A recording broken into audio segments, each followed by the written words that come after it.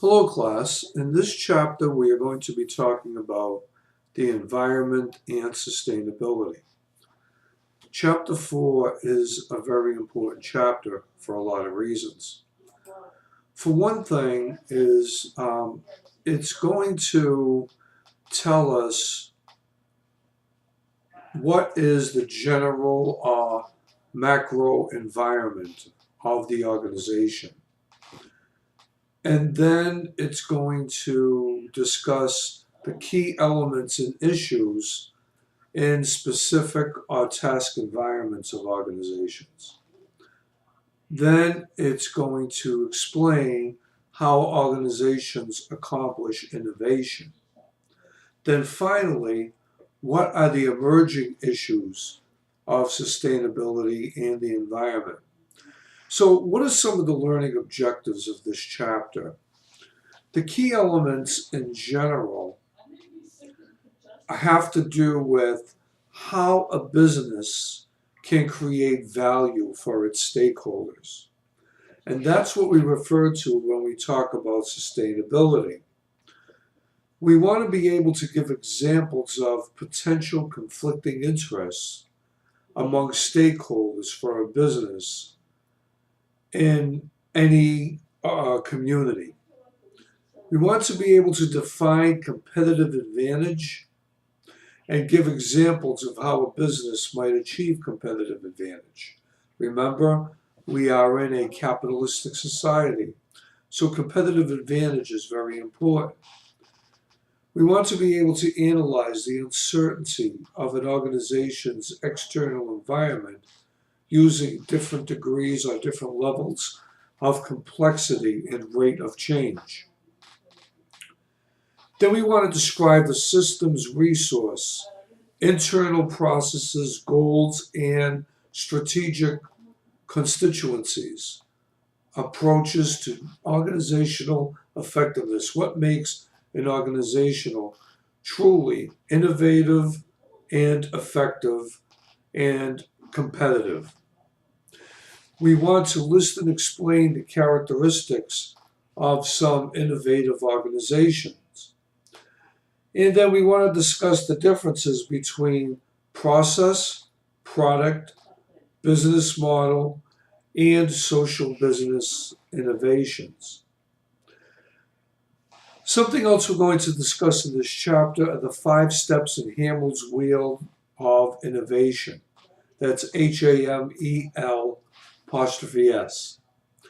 We want to understand how technology causes disruptive innovation. That's interesting because you would always think that technology enhances innovation.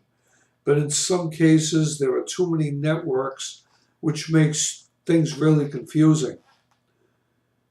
We also want to define a sustainable business. What makes a business successful? How is it sustainable year after year after year? Then we want to define the term sustainable development, environmental capital, and what we call the triple bottom line. Explain and give examples of sustainable or green innovations in today's world.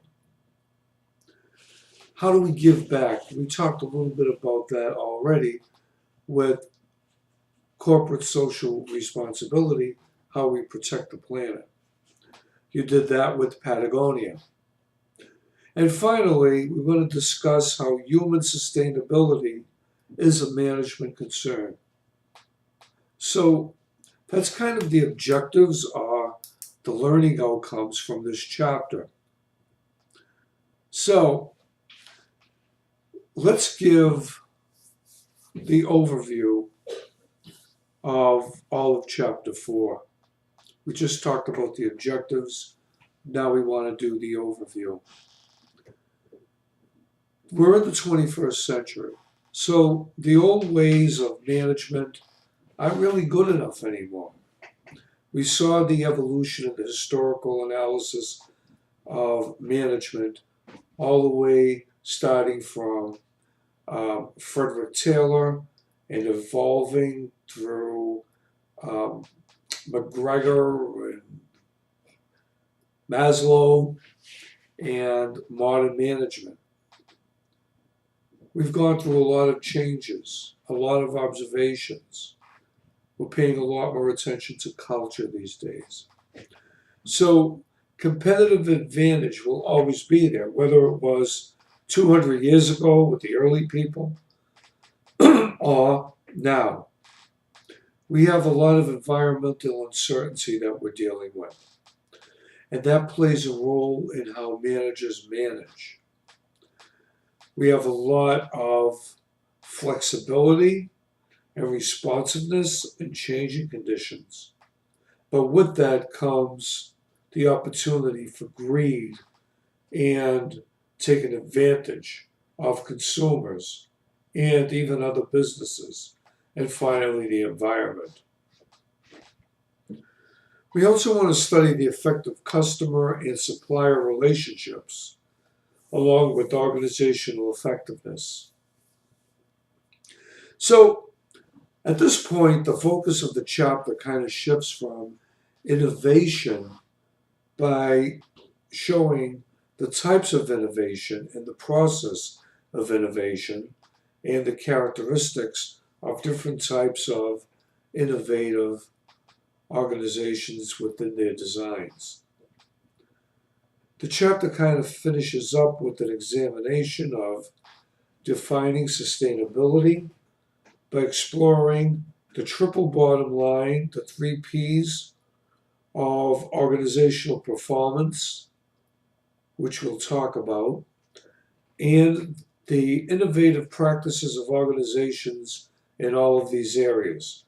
So we're going to donate time to one section of the chapter which comes under the heading of emerging issues regarding green management and human sustainability. So that's kind of the overview. Now I am going to give you what's important in the chapter with some supporting videos and also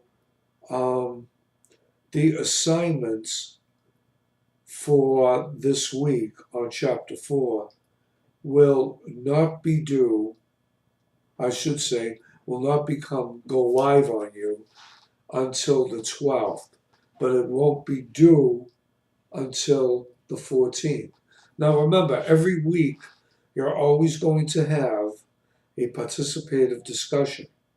This week it'll be on chapter 4, but it won't be due till next week.